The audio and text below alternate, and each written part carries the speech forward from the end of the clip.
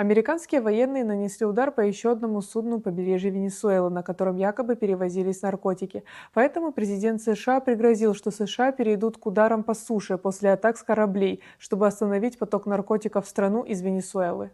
Трамп уже поручил министру обороны США запросить у Конгресса разрешение на применение вооруженных сил США для операций в Латинской Америке. При этом президент США подчеркнул, что у конгрессменов не будет никаких возражений против этого. Теперь наркотики привозят по суше. Поэтому даже наркодилеры на суше беспокоятся. Ведь я сказал им, что следующими будут уже они. Да, те, кто перевозят наркотики по суше, будут следующими. И, возможно, мы обратимся в Сенат за одобрением. Пойдем в Конгресс и расскажем им об этом. Но я не думаю, что они будут сильно против. Не думаю, что мы обязательно будем просить об объявлении войны. Просто убьем тех, кто ввозит наркотики в нашу страну. Насовсем убьем. Вот так вот. С начала сентября американские военные совершили нападение как минимум на 9 судов в Карибском море и Тихом океане, убив по меньшей мере 37 человек. В ходе того, что Вашингтон назвал военной операцией против наркотеррористов, не предоставив никаких доказательств в поддержку своих обвинений в совершении преступления. Со своей стороны президент Венесуэлы Николас Мадуро и министр обороны Владимир Падрино неоднократно заявляли, что действия администрации США направлены на смену режима Боливарианской республики Венесуэла. Правительство США решило отправить ЦРУ в Венесуэлу. Вы читали новости? Они разрешили ЦРУ проводить операции против Венесуэлы. Против мира в Венесуэле. Такого раньше не было. Они всегда этим занимались. Но ни одно предыдущее правительство, с тех пор, как существует ЦРУ, не заявляло открыто, что направляет ЦРУ убивать, свергать правительство и разрушать другие страны. Неужели кто-то всерьез верит, что за последние 60 лет ЦРУ не проводила никаких операций в Венесуэле? Разве можно поверить, что за последние 26 лет ЦРУ не участвовала в заговорах против команданта Чавеса и против меня? Если бы мы сейчас в июле пошли на обмен, чтобы спасти 252 граждан Венесуэлы, похищенных в Сальвадоре, мы бы передали правительству США 10 осужденных террористов ЦРУ, которые уже признали свою вину. Если взять все государственные перевороты в Латинской Америке, сведения о которых были официально задокументированы, а впоследствии рассекречены и опубликованы правительством Соединенных Штатов, окажется, что за свержениями правительств и убийствами президентов стояла ЦРУ. В своей недавней речи президент Трамп также заявил, что Колумбия и Мексика полностью оказались под контролем наркокартелей, и США нужно защитить от этого. Реакция двух стран, Мексики и Колумбии, однозначная и одинаковая. Действия США – это нарушение международного права. Очевидно, мы не согласны. Существуют международные законы, регулирующие действия против предполагаемой незаконной перевозки наркотиков или оружия в международных водах.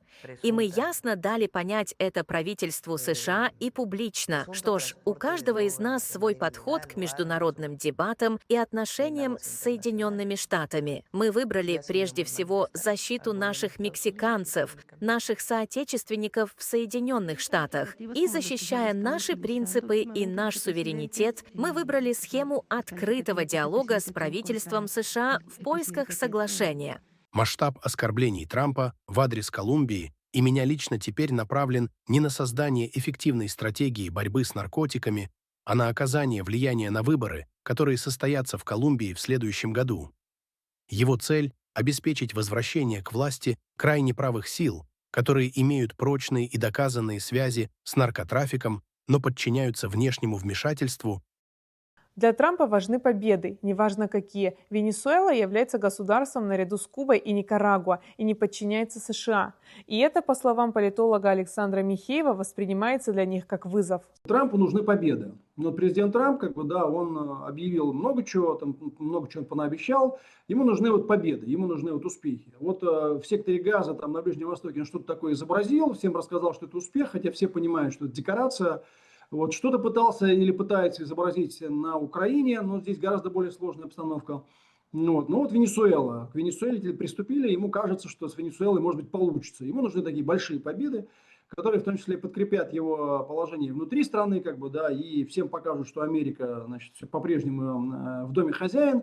Вот, под предлогом борьбы с наркотиками, потому что действительно большая проблема для Штатов, Трамп, значит, вот сейчас давит на Венесуэлу, в принципе, готовится, видимо, к военным действиям, но пока скорее запугивает, потому что Трампу тоже, конечно, не хочется ввязываться в такие военные действия, которые непонятно чем кончатся. Я думаю, больше всего стоит беспокоиться странам американского континента, и северного, и южного, потому что мне кажется, что Трамп вообще, у него два приоритета. Первый – это давить на Китай, как на основного торгового соперника в 21 веке. А вторая, конечно, Трамп хотел бы вернуться к доктринам ранних Соединенных Штатов Америки, в соответствии с которыми все американские, так сказать, территории, американские континенты, северные и южные, это вот вотчина Штатов. Он ведь недаром, когда пришел к власти, заговорил про Гренландию. Да? Он считает, что Гренландия не должна принадлежать никаким европейским государствам. Да? А вот сейчас он занялся Венесуэлой. То есть вот я думаю, что если говорить о Латинской Америке, то, конечно, если Трампу удастся что-то с Венесуэлой, ну, для других стран Латинской Америки это будет очень серьезный вызов, угроза. Потому что там есть мелкие страны, которые там бодаются с американцами, и, в общем, им есть чего бояться. Аргумент США о борьбе с наркотрафиком не соотносится с принципом уважения государственного суверенитета, что является краеугольным камнем современной системы международных отношений. Данное заявление создает определенный прецедент для проведения наземных операций на территории своих соседей, что является прямым нарушением суверенитета независимого государства. Венесуэла признала независимость Абхазии и установила с ней дипломатические отношения 10 сентября 2009 года. Венесуэла стала третьей страной, признавшей Абхазию после России и Никарагуа.